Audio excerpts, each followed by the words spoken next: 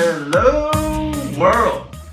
And the cousins are locked in. Got Dave in the studio, myself, Max, but now we have a special guest. Special? I requested him to come in the studio through 386 Hoop Scenes. We have Roman. How's it going? Oh, not too bad. I appreciate you bringing me. This is weird talking like this. You get used to it. After like an hour or 53 of these podcasts now, you get used to it. It's just part of it. Well, I'm glad to be here. I'm glad you reached out to my friend Tom at Hoop Scene, and whatever questions you want, I'll gladly answer. Yeah, because what made me contact 386 Hoop Scenes was you initially posted something that I thought nobody would do. It's something Robert and I talked about when Robert first transferred to Atlantic, and immediately shout out to Big Rob. Shout out to Big Robin Bethune doing his thing. And I called him, and I was like, you will not believe it. Did you see this video? And he said, I already know what you're talking about. So we started talking about it, and I was like, it is about time somebody spoke up about how everybody's feeling. And shout out to 386 Hoop Scenes, by the way, for allowing you to do that and just getting it out to the world. And I called you, like I said, and I think you did the best thing anyone could do. So to the people that haven't seen those posts, you could check it out at 386 Hoop Scenes, or is it up on yours as well, your Instagram? It is, but don't go look at mine. It's just corny stuff of a lot of Ric Flair pictures. Ric Flair pictures. Woo! I appreciate that. Ric Flair fan, and then dumb pictures of Tom and myself. Okay, awkward well, scenes. Just real quick, the wife and I met Ric Flair around 4 to 5 months ago before he went downhill with the sickness. Just throwing that out there. See, now in 1994, There I we go. believe, I met Ric Flair, and no lie, it was the place was Kokomo's. It used to be right across from Ocean Center. Okay. It was a bar at the bottom. Okay. And illegally drinking, of course. So Sure. we were pretty buzzed up. Went to the Battle of the Beach wrestling, and who comes walking in is Ric Flair. Now, that was my idol growing up, so my friends want me to go over there and do the Ric Flair to Ric Flair. Sure. You have? Yeah. Well, let's get a little more drunk. So, of course, here it comes. I'm like, it's going to happen. So I walked in his direction and did the whole strut right to Ric Flair. I love the strut. Gave him the woo, and he told me, sit your ass down.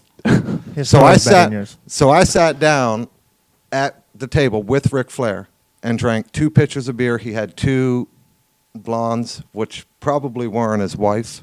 It's a kids-friendly show. No, I'm playing. That's my Ric Flair story. So 2 free pitchers of beer with the Nature Boy Ric Flair. This is off script, by the way. We Yeah, didn't plan of this. course. It's 98% of the show is off script. Yeah, my Ric Flair story is I paid $120 to get a picture and an autograph. That's it. Okay, so he has the better story. You're Yeah, just he starting the won. night off right. So this whole Yeah, thing. so back to people why that I'm don't know. here without Ric Flair is I'll tell you how it all started. Yeah, tell us about the So- post. People that didn't see it. You know, I've coached a lot of kids in the town and Flagler, and then so I was in the store, and the lady come up to me. Now I've seen her, but I don't know her, and she wanted to ask me why I left a certain school. Okay. Well, my son. So I told her, and then she tells me, what happened to her son, which was he was told certain things, come to this, come to that, and guaranteed you're on the team, I've heard this story before. right? So here's an adult Sure. telling a kid, you come, show up at 5:30 or whatever the hell time, but be here, you're guaranteed on the team. Tryouts come, guess who's cut?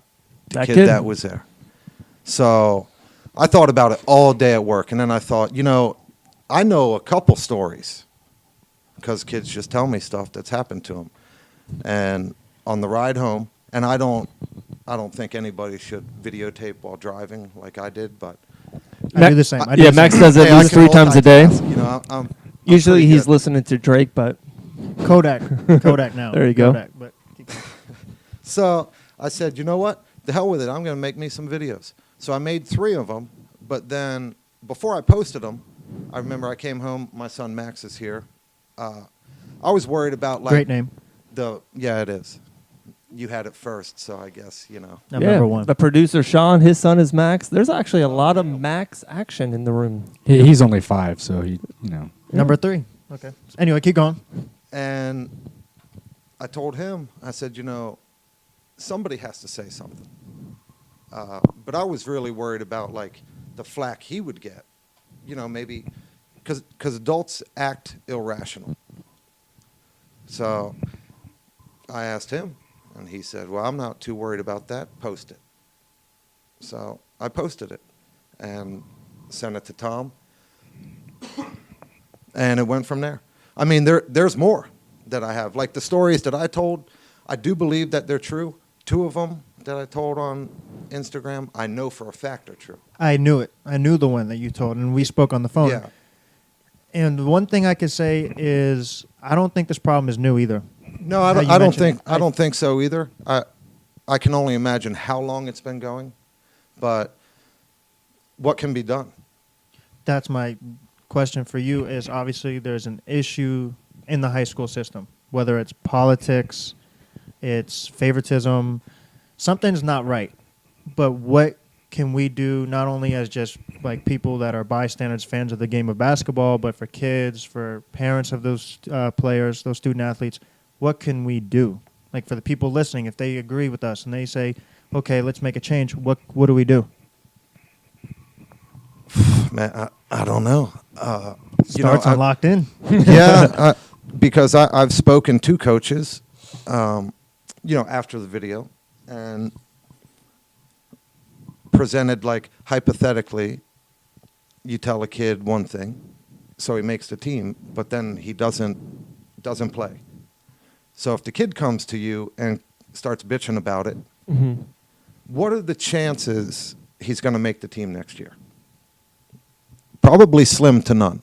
Sure. So really, he doesn't have much to say. So then he goes home and tells mom and dad. So dad or mom goes in. They start complaining to the coach. Sure. What are the chances the kid's going to make the team? Slim to none. So they don't have a voice. And I don't know how to really start, I guess, here at Locked In. But something needs to happen. Somebody needs to look into what's going on. Or it'll take some of the brave kids that have sent me messages, thanking me for posting it, just have to stand up and... There's a couple. Do you have a take? Because I have a couple right off the bat. Yeah, I'd like to hear them. Okay, yeah, I have a couple just right off the bat. The first thing is you mentioned here at Locked In. That's what I want to make sure everybody understands, whether it's through Instagram, YouTube, our podcast is. I want to make sure people know Locked In is a place that they can come and speak to Dave and I freely. Whether it's, hey, I feel like I need to be marketed. I don't know why I'm not being recognized the way I should because I'm an elite player. They can come on. If it's a coach, it's a player, anybody's welcome to come and Locked In. And what I think we do best at is just speaking freely. There's no rules. You don't have to not say anything. Just say how you feel. So that's the first thing. I'm so happy you came and accepted our invitation. Secondly is when you say kids need to speak up and have a voice, I know I can speak for Robert because he doesn't mind. He was the first person I realized who'd made the transfer and was like open about it to the coaches because I spoke to him and his mom, and I knew why he did it, and he did it for the Hems Academy, but he also did it because he didn't feel like he was done right athletically. So when he made the announcement, it was in Coach Joe's office, and he was like, Coach Joe was, hey, is anyone transferring? Anything's going on? And everyone's like, oh, my God. Everyone's in that small office at Creek, and Robert's like, yeah, I'm going to Atlantic. And I was like, holy crap. And That the was whole a great room, Robert impression, by the way. the whole room went silent. Yeah, I'm sure he's happy But about that. he took it, and he got transferred out the next day. My point being is I think kids should stand up for what is best for them and not what is best for the school. No, and the I coach. agree. So, I when agree you with that. have players transfer, I think everyone's goal and every coach should be is to get players to perform at the highest level and to get them a good education. So if you're not going to play them or if you plan on not having them in your system, why recruit them at all? That's what I don't get with these coaches. Yeah, no, I would agree. And Some don't do it. Some do, but And I would look at, like, from a player standpoint. Let's say you're in 10th grade. The kid ahead of you is in 11th grade. He might be equal or maybe a little bit better. Do you want to sit around and wait till your 12th grade year before you get your shot? maybe go talk to your parents. But I think that has a lot to do with it. I can speak for my friend Tom. His son went to New Smyrna, and now he's at Spruce Creek. This year we started at Calvary, and then we're back at Spruce Creek, So a lot of it does have to do with the parents, too. If they're not willing to, he lives in Port Orange and drove to New Smyrna, drove his son to school. I live in Port Orange. My wife was driving my son to school in Ormond. So if you do have the needs, or not the needs, but if your parents are willing to do it, I would leave and go to a place where you legitimately feel that you have a shot of playing if you like playing basketball. There are kids, I put on the one post, there's a kid at a certain school, told, yeah, you're going to play, you're going to play, you're going to play. And then in the fall league and the summer league, you're playing 8 minutes a game. Like, if you consider that playing, I guess we're on two different worlds, basketball worlds. They probably won't be listening to this if that's what, yeah. They're probably listening and watching, and they probably, I don't know what their minutes are now, but it's too late. So it don't really matter what your minutes are. A quick idea or question or kind of statement out there. Is it hard? I actually love the transfer. We talk about LeBron James a lot on this podcast. He wanted to go win. He went to Miami. I give all the credit in the world to people who want to move, people who want to play, people, get out of the situation you're in if you're not happy. Mobility. Totally, yeah, mobility. 1,000% in agreement. But what happened if a kid, just say, goes from Calvary to Spruce Creek, and then maybe is not getting the minutes, or they're saying the coach says, hey, hey, come here, we'll definitely start you, blah, blah, and they don't get the minutes. Do you want them to transfer again? Do you think 2 or 3 transfers in one grade year, like that 10th grade year? Well, they have a cutoff. Okay. I believe it's when the first practice starts. So when it's open for teams to practice, if you show up to the practice, correct, Tom? You can't transfer schools and play sports that year. So it has to be done before. And I think the coaches know this, so they do play that, unfairly. So kind of get them stuck. Yeah, you play a fall league and then or a summer league and then a fall league. So these kids go and they let them play because the games don't mean nothing. Sure. And then as soon as that first day of practice comes, where they can't go nowhere, shit changes. Okay, so we're talking about players transferring. We're talking about mobility, like player movement. How about on the coach's behalf? As you just said, some take advantage of the system. You're not allowed to recruit, right, as a coach. You can, No. You can't say, hey, come to my school to play basketball. No. If you've coached them before, a player can But- say, hey, I feel comfortable playing under this person, they can go, which is perfectly okay. But my point is, have certain people taken advantage of the system from a coaching perspective? I believe so, and just so everybody knows, that never happened in our situation. I think a lot of people, and Ray Gaines is a good friend of mine. He didn't recruit anything with us. I went to him starting in ninth grade, talking about Max going over there. It didn't work out in the ninth grade. Max's favor, he got a lot of minutes on varsity, as a ninth grader. And why we went the next year was, and it doesn't matter, he don't care, grades. I wanted the smaller classroom, get his GPA up higher.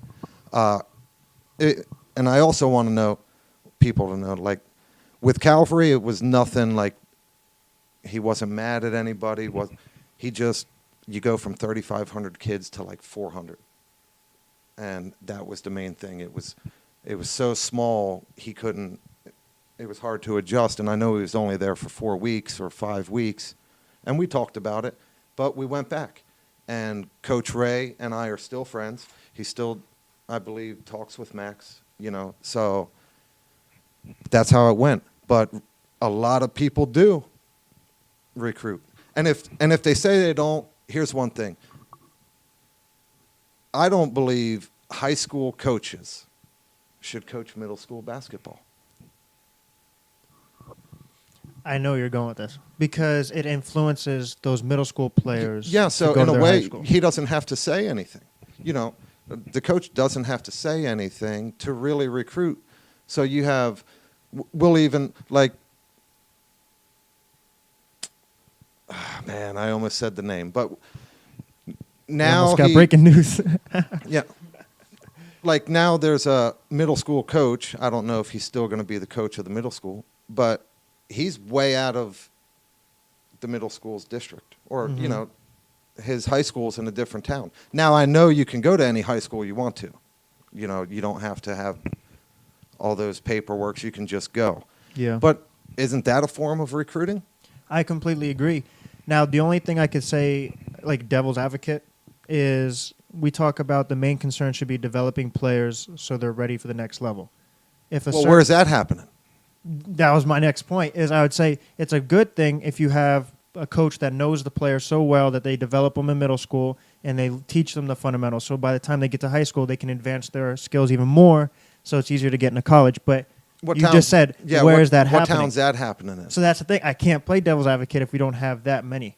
I can name a couple players that I know that are like out and about, but not as much locally. You mentioned in your videos Daytona State, Yeah. Bethune-Cookman, Yep. and there was one more. I think Stetson. I don't know if you Yeah, mentioned Stetson. You also have, you know, Flagler College. So, like I said in the video, there's not one player. Embry-Riddle. So we're I think gonna, Nick Hurd goes to Embry-Riddle now, but besides Nick Hurd, obviously. yeah, and besides Dalton Barnes, who played at Embry-Riddle.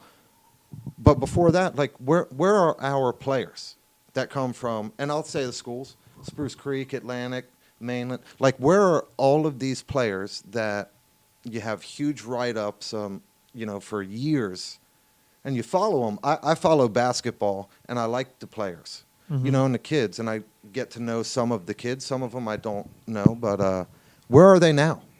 Like, local, how are we have no players on local teams, local colleges? I think that how I does don't that have an happen? answer. I don't have an answer for that. That's why. Yeah, it seems like 10, 12, 15 years ago, there was legitimate players playing high school ball, legitimate NBA players who went NBA. There's Yeah. legitimate college players who played all over the nation. It's a dried up vacuum No, now. so I think that goes back to the point that coaches are more worried about winning that big district game instead of developing their players. Right? That's a fact. I mean, I think that's I would what it agree is. with that, 100%. Because when that player is gone, he's gone. It's on to the next one. You know, you were a player here recently, okay? So you played. I watched you play. We went and watched you play. I thought you were a decent player. You know, could you have been better? Maybe if you were pushed right. Maybe, you know, things could have been different. But That's what- my biggest regret is, now this is no disrespect to the school because I think each player can fit differently in each school. I didn't fit well with Creek. I fit better with Atlantic because I bought into the system. My goal, I told you this, my goal my senior year was, yeah, I could have started, and I talked to Coach Howard about it, but I saw how good DeAndre was becoming and what he meant to that first group, and I wanted to do what it took to win a state championship. Obviously fell short, but had a very successful season. But if I were to go to Atlantic those first 2 years and had even more years under Coach Howard, I feel like I would have been a different player. So my point being is that even though Atlantic may not be maybe my best fit, Atlantic may not be Max's best fit, Atlantic Yeah, may not be yeah. DeAndre's. So I think players should really go to what is best for them and what helps them go to the next level. Oh, there's no doubt about that. And then, like with teams that we have now, you know, there's really not one good team. Well, this year, Father Lopez, I think, has so a really. Father Lopez is like that? Yeah, I believe they have. You know, you got Colin, dominating big man, and then they have the new kid AJ Jackson, who's very good, and then the point guard Devin Knob, I believe, from Oviedo. So they got three really good pieces And what's his name committed? Colin committed to Michigan. to Michigan. Yeah. So you know Pretty good. he's the best player in the county. So yeah. they're good, and I'm not shortchanging any of the other schools. I mean, they all have good players. New Smyrna. There you has know, to be a best. Yeah, I would say they're the best team because they have the best player. But let's say you're on a team that doesn't have a best player. you can't buy into the team system. I agree. No, I Okay, agree. so if you're the best player on one of the worst teams, maybe the coach should really look and say, you know what? He's the best I got. Let's try and work around him, because maybe he's the only kid on the team that has aspirations to play college basketball. Maybe you got 12 guys on your team and 10 of them don't really care. They're just playing because they like basketball. Sure. And they're pretty good players. A little bit of a hobby. Yeah. But you got a kid on the team that's, obviously better than they are, maybe even younger. Why don't you start to run stuff, for that guy? I'll give you an example. We went and played Winter Park. They got a nice 10th grade kid, Van Wilkes. His older brother Wyatt Wilkes, now is at Florida State. So we played him. Now the team's really not that good. I mean, they're decent. I'm not shortchanging them either. I feel bad, like no, I'm talking you're just trash being honest. about them. No, you're just being honest. But for where they play really good competition. So they probably won't win many games. And I think the coach sees that and looks at, well, my best player just so happens to be 10th grade.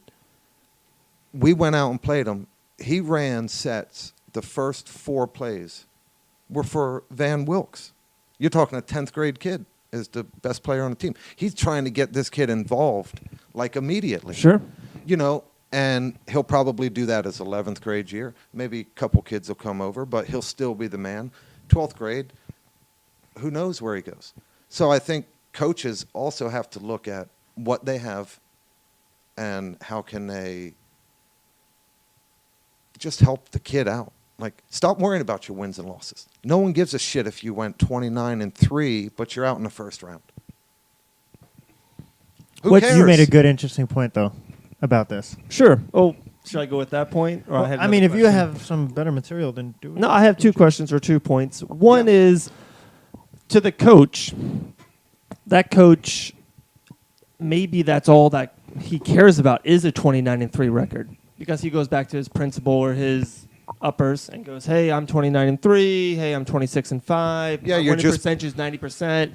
I'm you're his job." pleading for a job to Correct. keep your job. Sure. And I would say the athletic director should say, yeah, man, you've won 90% of your games over the last 4 years, and you've sent 2 kids to college. It just ain't working.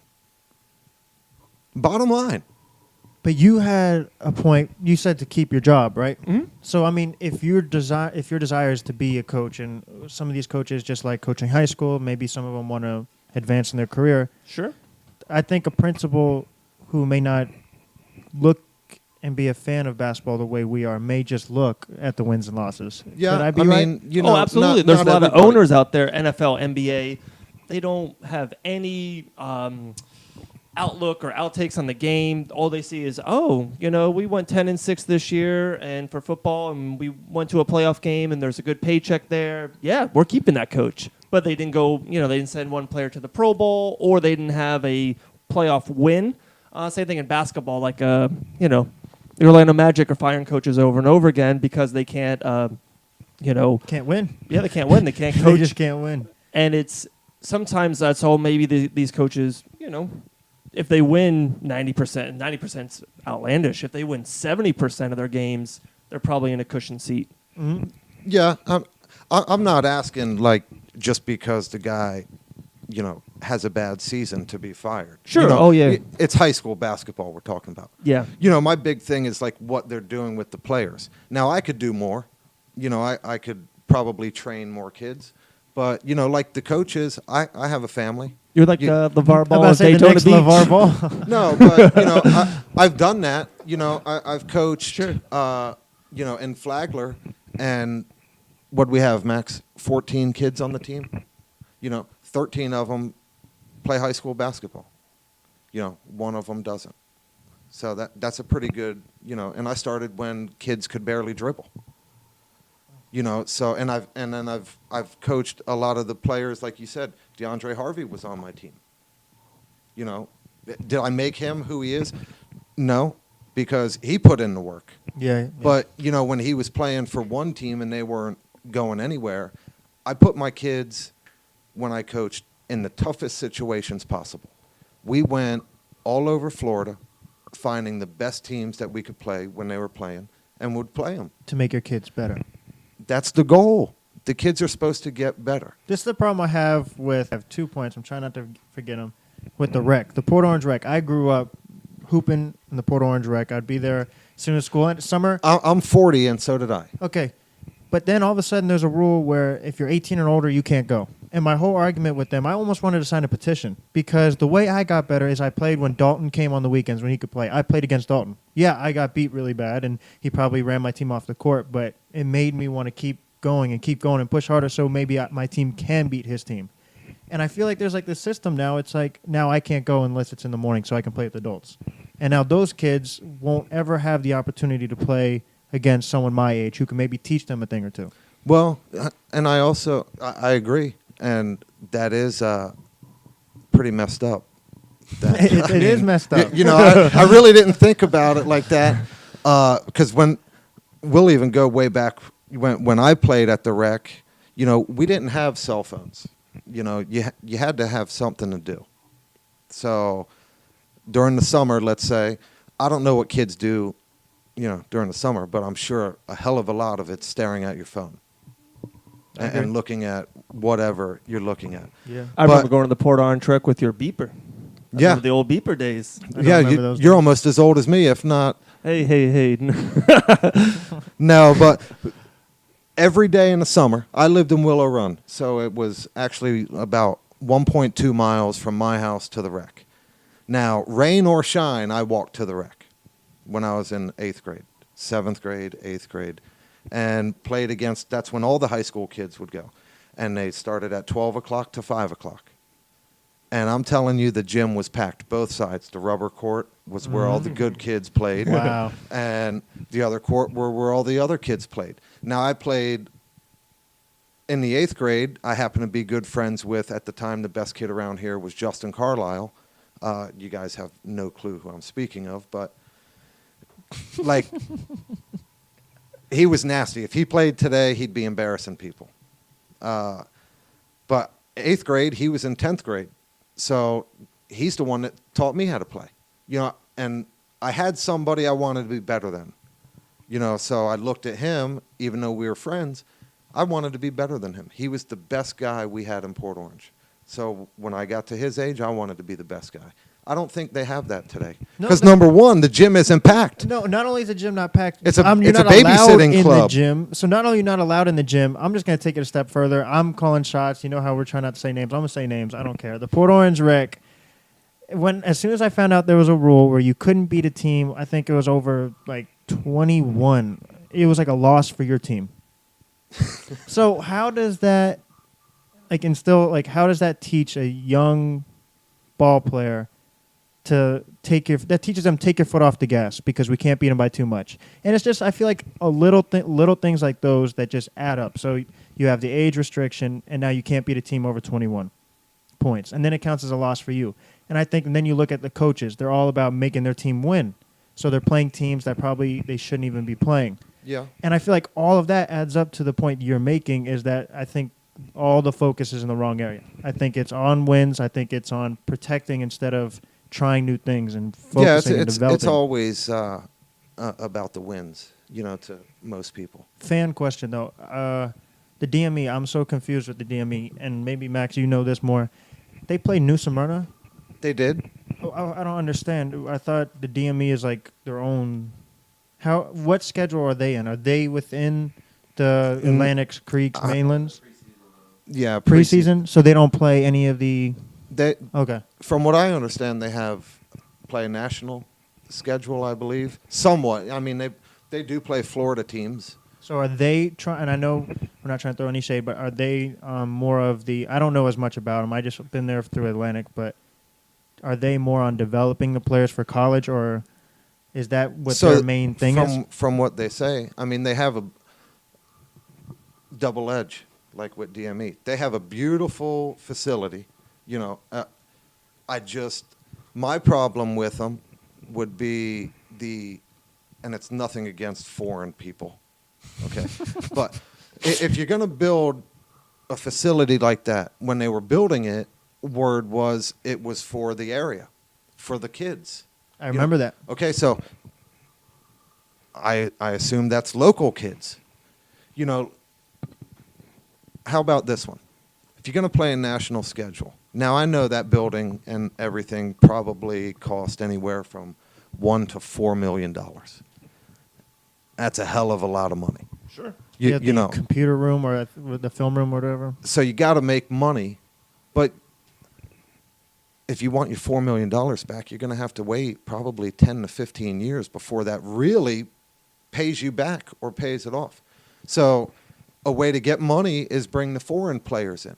Nothing wrong with that, but think about this. If you did it for our local kids, are you telling me, let's say, Colin Castleton, Nick Hurd,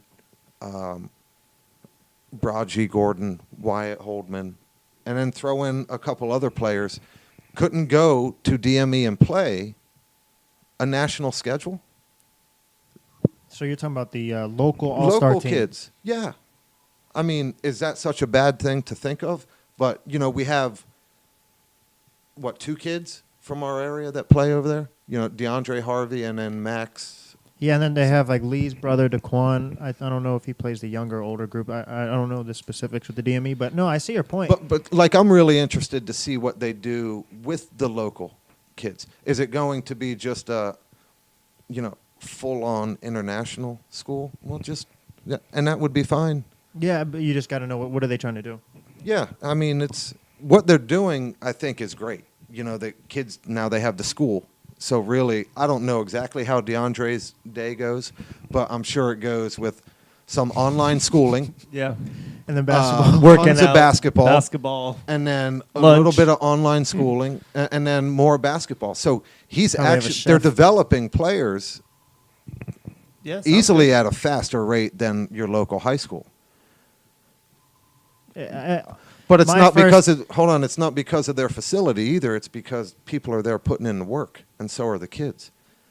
I mean, we'll say, we'll use my friend Ray Gaines because I know he doesn't care what I say. But if he wants to open up the gym Yeah. for 5 hours after school and bring his players in and work them out for 5 hours after school every single day, he's able to do that. Same with Coach Howard. So he... and Joe Giddens and Chase Tremont. I'm not going to leave anybody out. So can Ryan Dickey over at New Smyrna. Wow. Like, so they have the ability to train the players. Do you just put the work in? Or like do you it. just practice for your 2 hours? You run over your plays. You shoot 10 free throws apiece. And then you go home and play the next game. Because really, honestly, I've been to some practices at different schools. There's not much shooting going on. Like, because you do have 15 kids or 13 kids. Oh, we're going to shoot for 20 minutes or pass the ball around. Really, the kid's getting maybe about 20 shots Yeah. in 2 hours. Because of the whole team drill. yeah, So there's so many. You know, I mean, 2 points I Come wanted to. What do you think? Me and Kyle, we went to the Spruce Creek FPC game a couple of days ago. Yeah, it was a not a great show. What do you think are the 2 most important aspects of the game for kids to win games right away? We had a discussion about it. Me and Kyle were sitting. We're actually right behind Chase. We're right behind Creek, and it was eye glaring. It was just out of this world. That the 2 points we'll throw it out: dribbling and shooting. I know that might sound dumb or just so beginner-like, basic. There were some times that Creek couldn't get the ball past half court, or if they then in the fourth quarter, Creek was trying to make a run and they were kind of full court pressing them. FPC made 1 pass, 1 dribble, and they were getting layups. And then I swear there was FPC probably shot. I'm just going to. I love it. It's Scout Dave. No, I'm just. We're locked in. We're out there. We're seeing the Okay. show. Okay. FPC shot 20 open threes probably in the first half. They probably made 2 or 3 of them. They were awful shooting the ball. I hope this doesn't hurt people's opinion or Be whatever. honest. They shooting in that game was just horrendous. And it's like, guys, they're setting picks and there's all these plays and I'm watching the action and it's just dribble and shooting. I'll let you give your first response, and then I have something to add to that. No, you can Okay. go because see, you're putting me in an awkward situation here, because my son does play for Spruce Creek. Also, a very good friend of mine, like as I call him, my black son from Bunnell plays for FPC. Yeah, so you put me in an awkward situation because one, my son wasn't playing in the FPC game, so I was really there. I was obviously rooting for Spruce Creek because that's where my son goes Sure. to win the game. Yeah. But I was also on the sideline still giving my player tips and hints on what he should be doing. Sure. We'll go the shooting. You just made that point, yeah. Yeah, I don't think a lot of people focus on it because they're worried about let's make sure you run your plays. I got something interesting. Now we're talking about Spruce Creek and Max. I know you're here, but I would say it. I've been saying this when they played Atlantic last year. Creek should have won that game, without a doubt, hands down. I'm an Atlantic guy, but the way Creek played basketball was fundamentals. They were actually passing. They were sharing the ball. And why did they have such a big lead early on was because they made the extra pass for the open three, and the three ball was landing. Yep. You were hitting threes. Reese was hitting threes. So my point on that is I think shooting, that would have been my answer, is shooting. Because whenever you see a team shoot better than the other, they usually mathematically have the advantage. Usually, you gotta shoot to score, right? You Exactly. gotta make baskets. Yep. That Now kind of helps. you're talking about shooting, but then it's almost like it can also be your worst enemy as well as your best friend. Because we look at LaMelo Ball. We talked about LaMelo earlier. So the kids, I think, want to shoot, want to develop as a shooter. But then I think they see LaMelo's highlights. They see the NBA. And I don't know if they know the fine line of being a fundamental shooter like Klay Thompson and then pulling up for three on a fast break. And Well- I've seen that. And I'm like, What type of fast break are you talking about? Because is it, wide open let's layup. say like a two, oh, okay. Wide open layup. Pull Yeah, up for a three no, then because you- then LaMelo you do- does that. He pulls then- from half court. He pulls. Then you make the layup. I have seen one player do that before, firsthand, catch a pass, turn around, nobody in front of him, and he shot the three-pointer. And I scream out, "What the hell? Good shot!" And it was my son Max. We did that, and we were actually in the 7th grade playing the #1 team in Florida, Skill Center Elite, over in Orlando, and we won. No. Don't forget that. But I don't agree with that. Like, that was a bad shot, even though it went in. Like, on the ride home, I told him that's a bad shot. Now, fast break, 2-on-1, if Different. you have a rebounder, and he's a rebounder, not a little guard, I don't have a problem with that shot. I think that's a smarter shot. No, I agree. And Even though I learned 2-on-1, take the layup, the game changed. my point right there, the game is. I think Steph Curry has revolutionized the 3-point shot. Not just him alone, but he was a big part of it. And I think. Or did he ruin the 3-point shot, like you said? Because now kids are pulling. Finishing my sentence. That's exactly what I was going to say. Did he ruin the 3-point shot? I would say no. No, I mean, it's fun. Because you're a shooter, right? No, yeah. Once a shooter, always a shooter. It's fun. It's fun to watch. It's fun to. No, mathematically, and this is why the Warriors Three- are winning more games Hey, than 3 other teams. points is more than 2. 3 points are worth more than 2. And then not even that. I think in the flow of a game, you hit 3 3-pointers in a row at any given time in the game. It's a game just 9 quick points. If you're up by 2 or 3 and you hit 9 ahead, that's a game over. If you're down by 4 or 5 and you hit 9 Well, if straight, you have a good coach, you don't ever get to hit 3 3-pointers in a row. Because after the second one, Was there there's a any- timeout. Now, for coaches out there, I know you know this, but you don't get to bring those timeouts home and then bring them to the next game to have like 9. So just use them all. I got notes here, and I have a star next to this note right here. I'd love What do you to hear think about the coaching talent in the 3-8-6 scene? the coaching. I'm not going to go into that. That's what we've all been waiting for. This is the best well- question. I think there's all the coaches that I know are very educated. They've been doing it for a long time. A lot of them were great players. Coach Howard was a great player. He was actually my coach it was his first year as an assistant was my senior year. So that It's a was circle. Yeah, everybody knows everybody. So, you know, I definitely not coming on here to bash anybody, but they know basketball. But I also would have to say basketball does change. It's changed with the times. You know, it's gotten a lot weaker, if you ask me, meaning No hand checks. yeah, you can't touch nobody. There's these foul calls. It's crazy to think some of these players are complaining that they got fouled, and it's like, just because the guy barely slapped your arm, you should make the layup. Like, Sure. come on.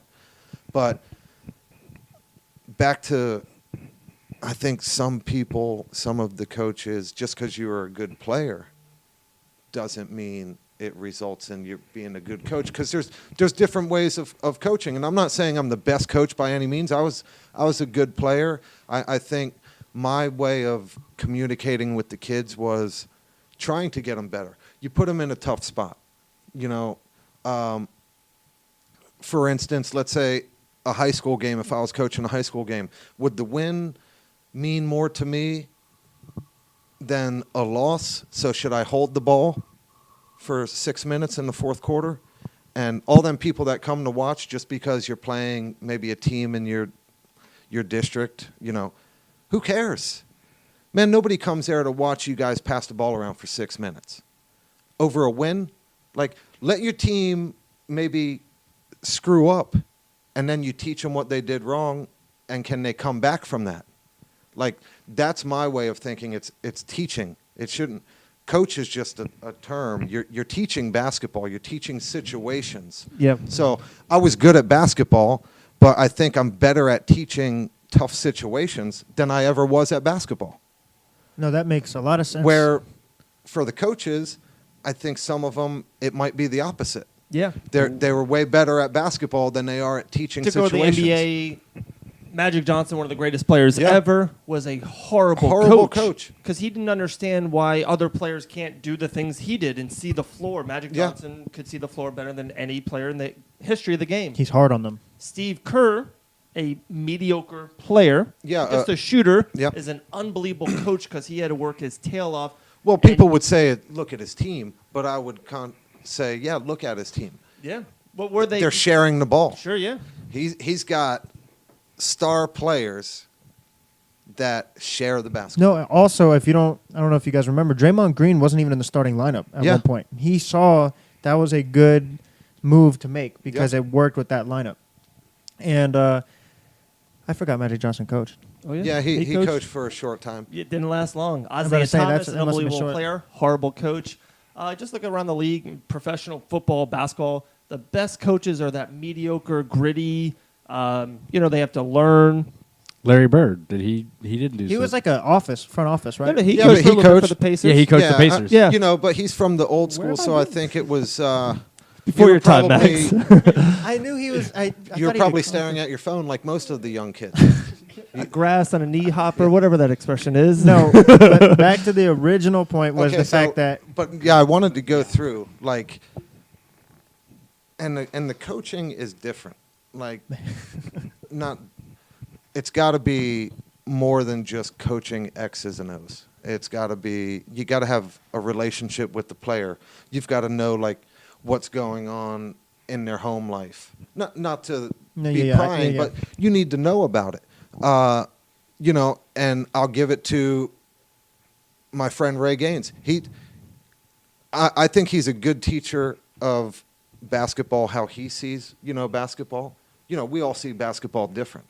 that's the beauty of the game. Yeah. You know who else? And I'm waiting for him to get his fair shake. Okay. And it's going to happen pretty soon. I wish it would have happened, recently. I'm not saying one coach should be released for another, but my friend Ryan Dickey. Now, I've went how many? Hundreds of games, probably, with Ryan Dickey back when Team 360, those AAU people, that didn't play for 360 just got scared because they heard that's how bad they were. I mean, we went through and ran through everybody. I coached the younger team. Dickey coached the older team. Now, that guy, he adapts. He's in your face. He's tough, but then he's teaching at the same.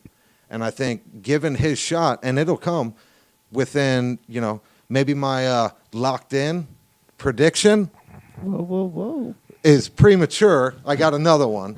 But if he coaches like within 3 years, he probably have the best program. Yeah.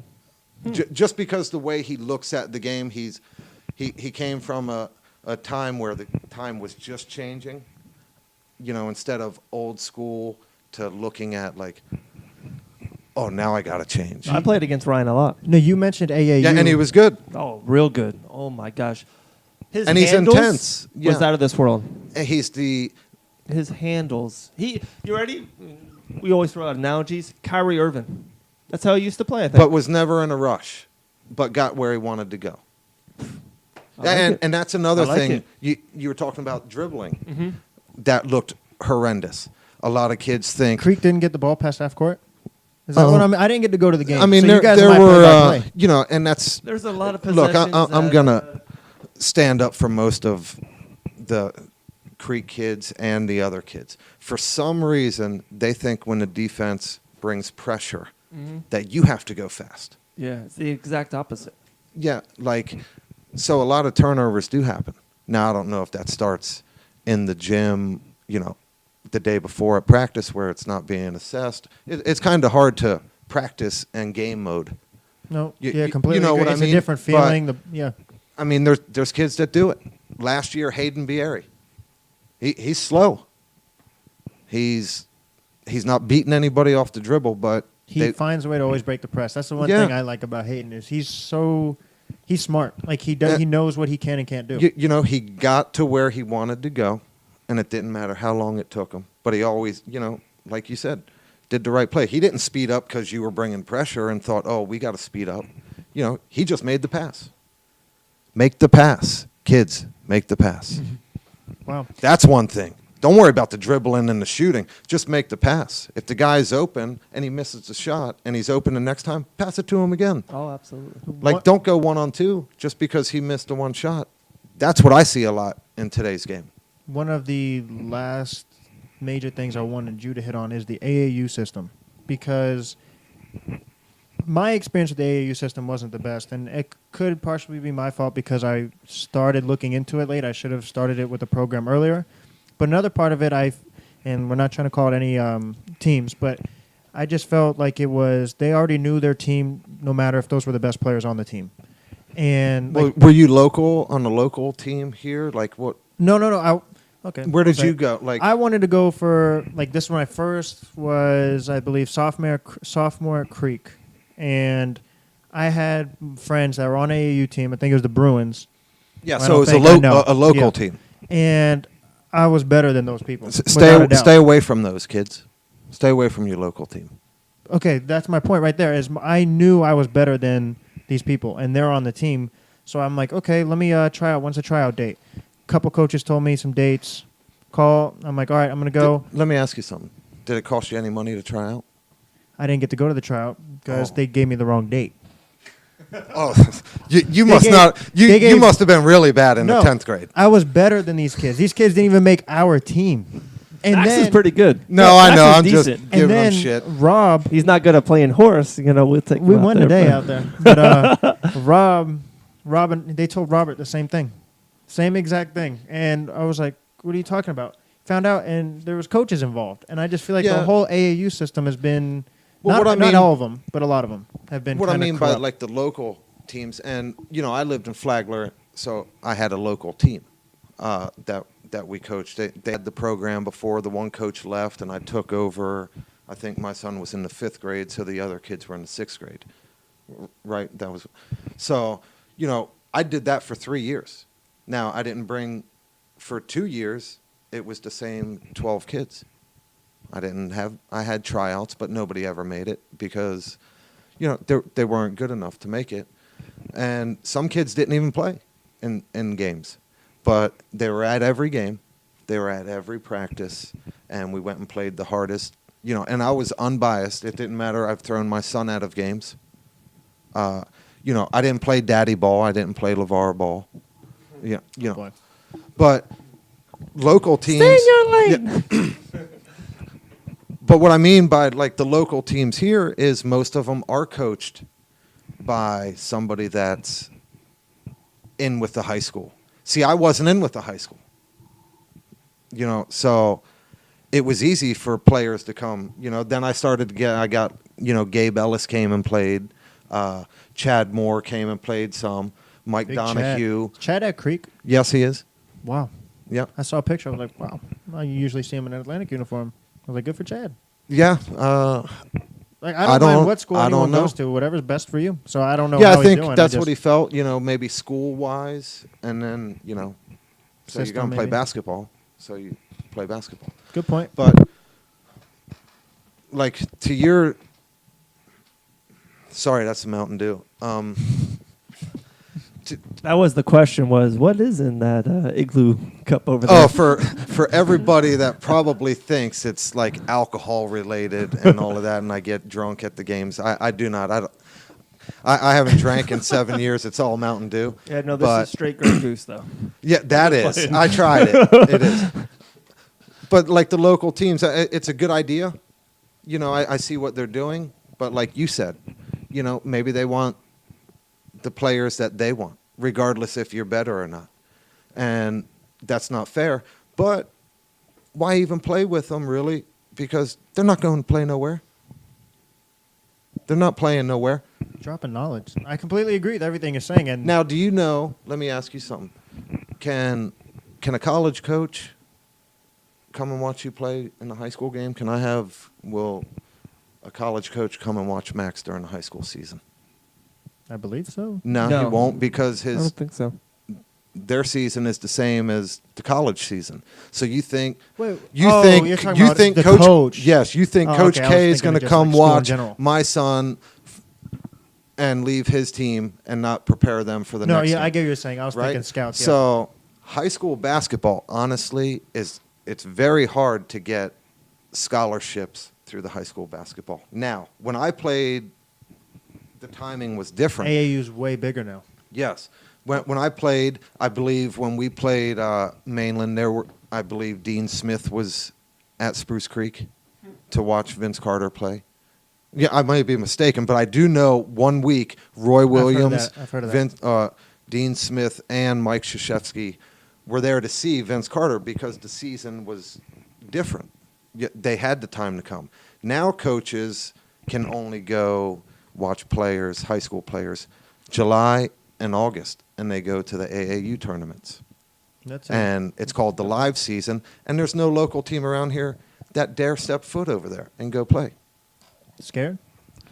I don't know. It costs a lot of money. Yeah, I mean, I hope it's not being scared. I But have one last quick thing. You mentioned the News Journal. Is there anything in particular with the News Journal that is like on your mind that you have to get out? Because obviously you're in the studio here at Locked In. So Go I away. pulled my phone out, and I can go on Twitter right now and look at, I don't want to get the names wrong, Chris Doyle? Yes. Yes. Which one? I think it's Boyle. Okay. I could be wrong, right? Chris Like- Boyle? Yeah. Like, their articles that they write, they're actually good articles. Like, they write good articles, but you had yesterday, and he's writing about a football player. Now, nothing wrong with that, but football season's over. We're 7 or 8 games into basketball season. And what are you doing? He did actually write one today. He must have heard I was coming on here and had to hurry up and put something out there. But he wrote something, about the FPC girls team. So my problem is there's not enough publicity for the kids, because that's what it's about. I've been friends with Joe Giddens since we were 13 years old. Now, I know he'll understand what I mean, and it's no disrespect, but he got that job months ago. Mainland. Yes, Yeah. at Mainland. A couple days ago, there's a big write-up about him. Now, I don't care what he did in the 90s. I was there. I lived during that time. I played against him. I know what he did. I don't care what he feels he wants to do with the program. I want to know about his team. Like, there's interesting stories on each team. Why don't these guys write about those stories? Like the Robinson brothers, I believe is the last name. The one transferred, the younger one transferred. From Atlantic to Mainland. Yeah, to go play with his brother his senior year. Like, that's an interesting story. Yeah, it's a now, cool story. Yeah, I don't care that they're back-to-back state champions, 95 and 96, and won in 98. I'd rather know about that. You know, like, you think of all these other teams. There's a lot of interesting stuff that needs to be written, and it's not. Like, what's the one guy's name? Zach Dean. Man, if I follow him on Twitter, I could care less about the play-by-play between the Patriots and the Dolphins on his Twitter page. Like, I can go get ESPN Twitter. You're a local, small-town sports writer. Like, leave the big stuff to the big guys. You know, I mean, if I wanted to watch the game, I don't need to sit on my phone and look at what he's tweeting. No. And he can tweet whatever he wants to. I'm not saying that. But how about this one? How about Zach Dean go out to every school and get the assistant coach's phone number, right? And we'll use Spruce Creek. So it would say, you know, Kevin, Krager, Spruce Creek. Why I'm saying this is at halftime, Kevin can easily go over to the scorebook and put, you know, if they're at home, send Spruce Creek 35, so-and-so 26. Max Oles 12 points, so-and-so 8. Send, and then get back into the locker room. No coach would have a problem with that because the assistant coaches don't say shit in the locker room anyways. That's the head coach's job. Mm-hmm. So that 2 minutes that he's gone is not going to affect anything. They used to do that. I think when in my senior year, he left. It was DK. I don't know. But you know why? It was his abbreviation. But no, I think. You know why I say this is I know scores from Orlando games because of the people that I follow on Twitter, and I know halftime scores. Now, they're really good on football. The other guy is a football guy. It even says on there. And he does all I mean, if Ty Barong got an interception, it's tweeted before he scored the touchdown. But for Christ's sakes, there's a game last night. I just found out on the ride over here who won, Atlantic versus Deltona. Like, nobody says anything. It wasn't even in the damn paper.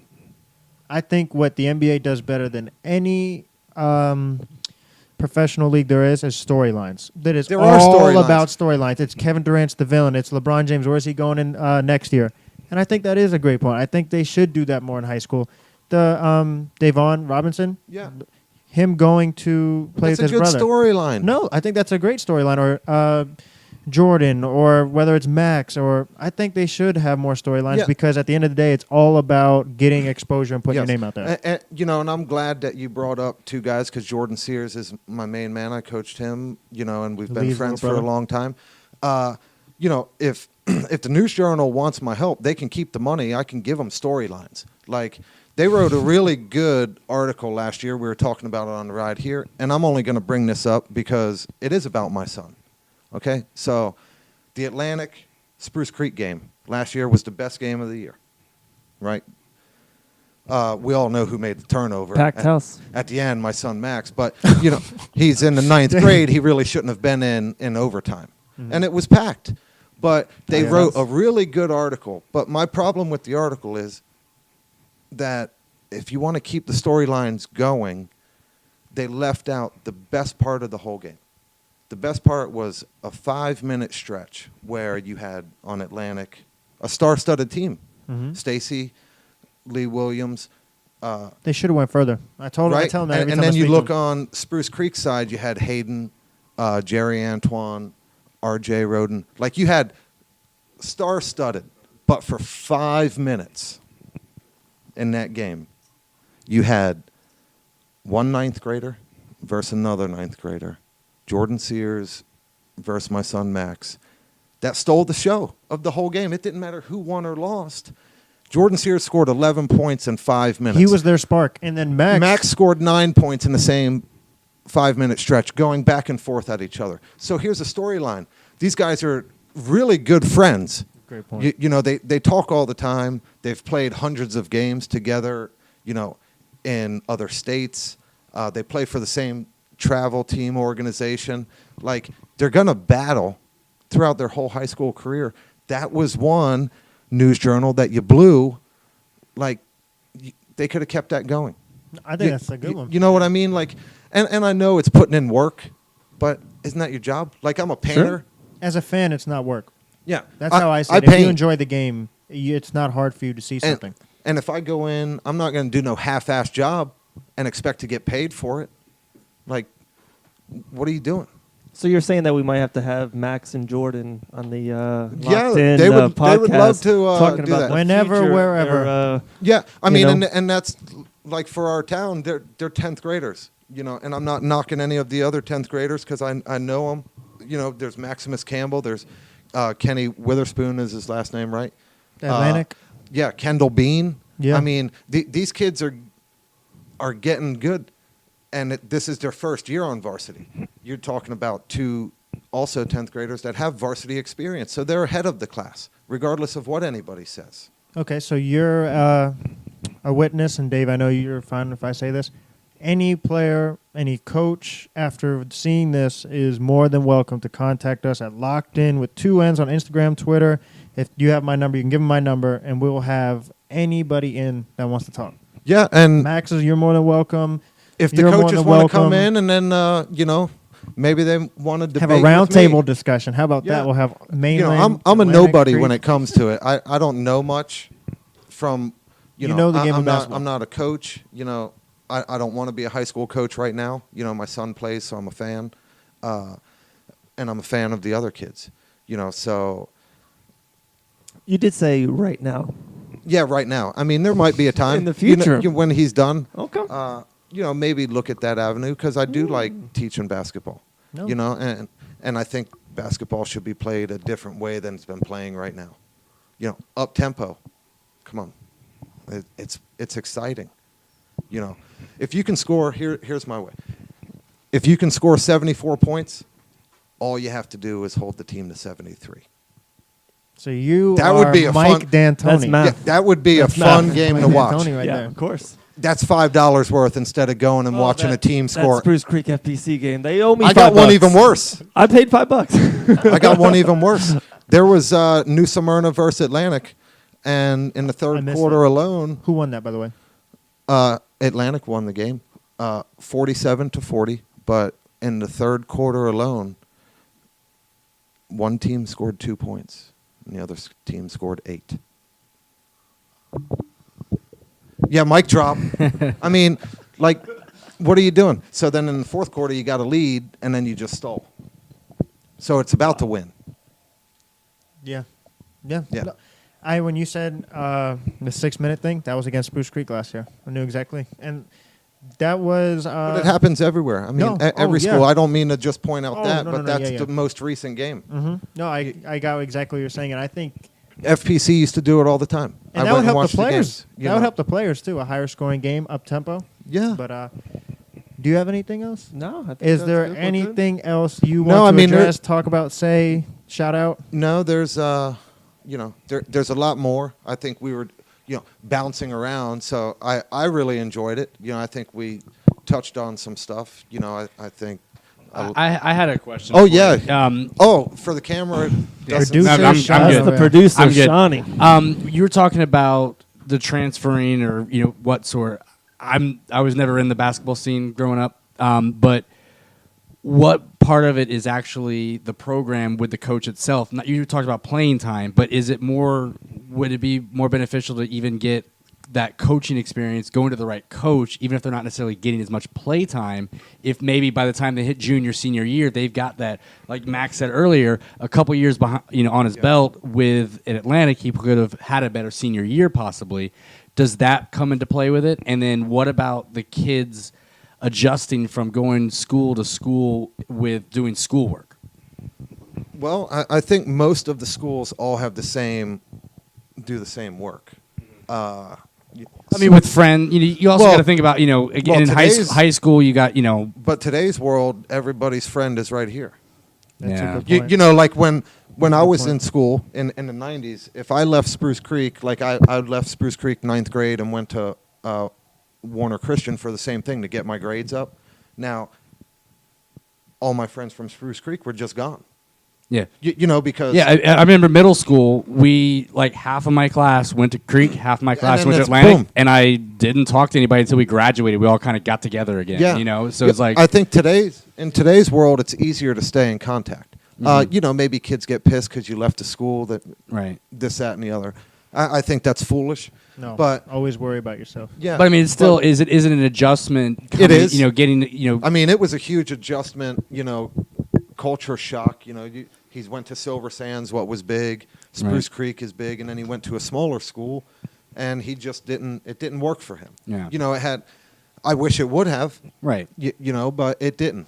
And then your other point with the Max situation. I guess you have to look at what type of player you are, number one, and then maybe transfer to a system that more fits you. I take it back to football.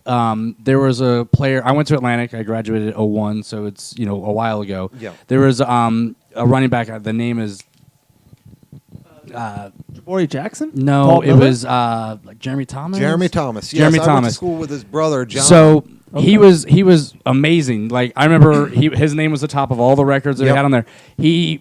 What I remember him, he went to a small Christian school in Tennessee so he could start his freshman year when he was recruited by Purdue. He could have been playing his senior year would have been Drew Brees' senior year. But he wanted to go where he started early. And now he didn't. He got to go. He went to the smaller college, got hurt, and then nothing ever happened. But if he could have gone another school, maybe developed a bigger school like Purdue, he could have been playing with Drew Brees, and who knows, he could have been in the NFL. yeah, well, in his point, because I do know him. Yeah. Also, I graduated first year graduating class at Atlantic. That was my freshman year. Yeah, 96. So I do know Jeremy. I know his brother. I think a lot of that had to do with the kids before him, like a William Barty, who was a stud running back, was one of Florida's best running backs probably of all time, went to Oklahoma State, and first practice they said, "You're no running back, you're a defensive back." Yeah. Now, granted, he took that open-armed and had a hell of a NFL career, Yeah, made the NFL. Mhm. On the Chiefs, right? Kansas City? Yep. So I think maybe that had to Always a locked in. part, thinking of if I did go to Purdue, Right. Maybe they were going to switch me. The same happened with Marlon McCree, Yep. Who was a good friend of mine, Mhm. went to Kentucky, undersized linebacker, and then ended up getting drafted. Yeah, he was and cornerback playing- and went to Jacksonville. Yeah, and then, wasn't fast enough, so boom, safety. And was laying people out for 12, 13 years. Made a hell of a... But I mean, that was a good thing for those players. There could have been a position maybe he had. There could have, just you know. like Tim Tebow could have changed his position, but he's stuck to being a quarterback, and now he's not there. But he could have maybe become a different player. Yeah, I mean, God bless Tim Tebow. kids could do like you said, just go to the bigger place, and I guess it would be work for your spot instead of get that exposure No, I'm and not- and get that coaching. Yeah, I'm not saying every kid transfer just because you're No. not playing. Right. How about this one? Maybe one, you're not good enough, so put in some more work. And two, here's a hint or a tip for every player that sits on the bench, and plays a little bit. Okay, so if let's say you're a point guard, and the starting point guard, right? Every day in practice, you should outplay him. Okay, so if you run 5-on-5 drills, you should be on him. You should try and shut his ass down every single practice. The coach has to see that after a while. Okay, if you're sprinting, I don't care about the rest of the team. Beat the guy in your position. Sure. He misses a shot, you make a shot. Couldn't agree more. You know what I mean? So there's ways to do it. And but- also being that, if I can just cut in real quick, also, if the point guard during the game makes a mistake, he's dribbling right with his head down, dribbles the ball out of bounds. If you're the backup point guard, do not dribble with your head down, going right out Yeah. of bounds. Do the exact opposite. Crossover, go to the left. Do something else different. I feel like the bench players, they piss and moan on the bench. But they're not even in the not game. focused on it. Yeah, Yeah, they're yeah. because pouting. they're not ready. No, I agree. Here's another thing. I got 3 players that I spent a lot of time with. My son, Jordan Sears, and then DiMaggio Warren, and he's the point guard for FPC. If you've ever went to any of their games and you watch them come out of the game, now he did it in the 9th grade, so did Jordan Sears in the 9th grade. What would you do if you come out of the game? Most kids walk down the bench, slap everybody, high five, and then you sit down, correct? Now where are you? You're at the end of the bench, correct? So I taught him, I taught the other ones, you make everybody else stand up and slide down, and you sit in the first seat. Because what's a coach do when a kid makes a mistake? Immediately looks to the left. Do you think he's getting 10 kids down? Hell no. That's the best point I've ever heard. No, that is genius. But I watched it last year with my son, and I watched it with Jordan Sears make the kids stand up to slide down so he was in the first seat. Now, who was usually the first ones off the bench? I mean, I went to a lot of Spruce Creek games. He's right there. Oh, that's what we need. Even if it wasn't, Sure. he's right there. I can laugh about this. Coach Howard actually tore a kid's jersey because this was the issue. No lie. And he wasn't angry, but he was like, oh, get in the game. And he went like this and pulled him sorry. He's like, oh, no. And he had to go down and look down the whole bench to get the player he wanted. Yeah, but And normally he wouldn't go that far to do it. He would just, hey, come on. So, no, I think that's genius. But I Never do thought of understand what you're saying, and it is hard. Like, I don't know what to do with the transfer. You know, like, I guess that's. It just seems like for me. I mean, my son's in kindergarten, so I'm still not at that point of thinking of that type of thing. But it just feels like the bouncing around from one school. You know, for that, it's we talked a while back about LeVar Ball pulling his kid out of the school entirely. And, Yeah, and that's ridiculous. And it's like, how much of it are you losing in that aspect? Yeah, you're trying to get your playing time and trying to get that, but it maybe transfer is the right decision to get a right coach, even if you're not necessarily starting right away. Yeah, I can understand that point, but I'm more talking of a kid like this year going into the 11th grade. Right. Okay, Yeah. so if you're in the 11th grade and you're not getting much playing time, you have to understand chances are there's a 10th grader below you. Yeah. That's A coach will always go for the younger player. and there's a senior already ahead of you, so you're like stuck in the middle. I mean, so what would you do there? I would honestly look around. But would you go to, say, either lesser caliber coach or lesser caliber team to get playing time to maybe Sure. better yourself? Sure. Yeah. Yeah, because it comes down to you. Yeah, it's true. You know, how many schools the starting 5 have went to college? True. None. So when it comes down to it, like my point earlier with coaches, you need to showcase your better players. You know, I really felt like Stacy Beckton. He's at where? American. Yeah. And that's a good school, but He's what's been he- on locked in. But he's Yeah, he's but been he's on 6'5", right? And he can handle the ball. He can shoot. Yeah, he's a now, hell if of a player. if he was strictly used as the point guard, and you were on the team with the rotation, okay, so I didn't like the rotation for this reason. If he went out there and scored 8 straight points He would come at out. that 3 minutes or the 4 minutes and 3 seconds, it didn't matter. You're out. And I felt that's wrong. Not saying he could have went any further, but he was the best player you guys had. He should have been Hands down. showcased. I'll never with- tell him that, but yeah. With his ability. He'd be a way better player as a point guard, I feel, and probably get further because how quick he was, and his shooting ability and his And leaping ability. he had and at everything. 6'5". That's everything you wanted as a college scout. It's like, okay, can he shoot? He was one of the Yeah. few in the area that can shoot the And lights out. he's a hell of a basketball player, and I hope he's doing well. And that goes back to the News Journal. Come on. What's he doing? What's Amari Archibald doing? Like, dude, Great point, here's another story real quick.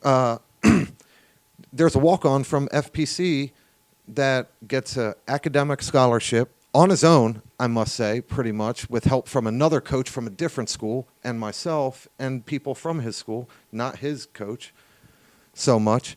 But Preston Harvey played for FPC. No scholarships. Finally walks on, gets an academic scholarship at Edward Waters. Walks on, makes the team. Calls me about 2 weeks ago. Coach, man, I'm nervous. What are you nervous for? I'm starting. So he walked on, and he's a freshman, and he's going to start in his first game at an NAIA school. So, like, my point is, if the coaches can't do everything for you, don't stop. Like, there's people out there that can help. You know, go to your guidance counselors. You know, he was an easy sell. 4.2 grade point average. Three-year varsity That's player. Student athlete. Like, and had nowhere to go. It's crazy. Wow. How does this happen, Max? How does this happen? Answer the question. That's why you're in the studio, but you have been absolutely awesome. I wanna appreciate say it. thank you, but I warned you. We final to cap this whole great show off. We get locked in. Would you like for us to go first, or Yeah, do you wanna go set up? first. I've been waiting for this the whole time. Okay. The other stuff bored go. me. I thought we were going to do an age thing. No, you want me to go go. first? Oh, yeah, You young go, is- you go. No, all right. My Don't locked steal in mine. is We easy. talked about it earlier. Don't steal mine. Locked in. My locked in's easy. It is the show, the Locked In Sports Podcast. We're just taking over the 386. We had Coach Howard on live a couple months ago. We had Pete White, boxing MMA gym. They are doing tremendous things here. They're out there in Port Orange. We're going to be going out to games, basketball, football, tennis, MMA. polo, hockey. I don't know. We'll go to everything. We're taking over 386. So that's mine. Hey, that's a That's good pretty thing. good, I think, right? And kids out there that are at games, before Max gets to his locked in, you should go on their Instagram, or you got Twitter as well, Absolutely. and maybe help out some with like scores Okay. so people know what's going on, because I can't be at every game. As much as I like to, I go to different games. I just can't do it, and I like to know what's going on and don't depend on the news journal. No, I love it. Okay, so David Van Auken, VanAuken, and then spelled correctly. Max Van Auken, VanAuken. So send me whatever information. I'll help out. That's why I was kind of scared you were going to go first. We always kind of think alike. Well, my locked in was similar, where I think you are obviously the first speaking out against this, or about it, not really against, but about it. I think you will transcend this local area and their views and their thinking about the whole high school system. And I think we're going to start seeing a lot more people agree and come out of nowhere and really have the same opinions. Well, I hope so. Come out and open about it, and hopefully come on Locked In. Max, you're always welcome. Everybody's always welcome, and I think that's my Locked In, is I think you're going to have a huge impact on this community. Well, I guess You already have, but just in this sense. I'll stay. I've been on the community the whole show, so my locked in will go off the community, and everybody is always focused on these idiots. So my locked in is the Ball brothers won't last more than 2 months in the Lithuanian league. Yeah. He signed a 1-year deal. Well, a 1-year deal. They won't So they have last to. 2 months before the dad pulls them out. Okay? Real quick on that one. The Lithuanian league? Come on. You couldn't get them into the Spanish league? They're awesome, They're not right? going in the China League. They're definitely not going over there. So that's out the question. The Spanish league is probably the second best league out there. You couldn't get your kids there? I guess they're not good enough. They're not. And Yeah, I and don't then think I got- Leangelo is ready for the NBA. And then I got this guy that I follow, and I loved him as a player, Gilbert Arenas. Oh, Gilbo. So No 8-0. Chill Gil says a team should actually draft LaMelo Ball, because now will be able to enter the draft at like 16 or 17. Like, man, he must be on some sort of drugs or something, because one, he's not that good. I'll be I've honest never with you. seen him play defense in my whole life. Well, why would they show that? That's boring. Mhm. And guess what else looks really bad? You know, showing the 38 shots that he missed And to get to like 38 12 points. turnovers. Yeah. Like, you know, anybody can shoot the ball. My son can score 50 points if I let him shoot 50 times. My Max could too. Yeah, He's you're 5. damn right. Right? So, like, kids, man, don't just focus on all that other stuff. Like, man, worry about crafting your game and doing what's best for you, and let other people say and do what they want to do. Just worry about yourself, and That's awesome. that's about it. Thank 2 you months. very The much, Ball sir. Brothers. Thank Done. you very much. If you're right, we'll have you on. If you're wrong, we'll have you on. Yeah, and I think a great show. Jordan Sears would love to come on here. It'd be a great time we to got- have we him gotta and do Max, especially Jordan before an Max Atlantic. special spectacular edition. Oh, how about for before the game. Atlantic game at the end of the year? I Oh like man, it. that'd be Max, you have my number. Well, if you, I'll give it to you. We'll get you on locked in. and more whenever you kids want. should come on. That's right there. It's fun. So for everybody, iTunes, Stitcher Radio, you go to Locked In with 2 N's. Download, subscribe. This will be up in a couple days. And then this will be up on YouTube, Locked In with 2 N's. And then shout out to 386 Hoop Scenes for making this possible and supporting us. And Yeah, thanks, Tom. everybody, just make sure you We stay gon' locked put you in. to the All right? test. Come the ball, we hitting it, kicking it, though we dribbling, passing it, though we running, no it's the ring that we flip you in. So what's the news? You want the scoop? You gotta keep it locked. To David Max podcast through your speaker box. What's poppin', my friend? You know the drop in. The only thing left to do is keep it locked in.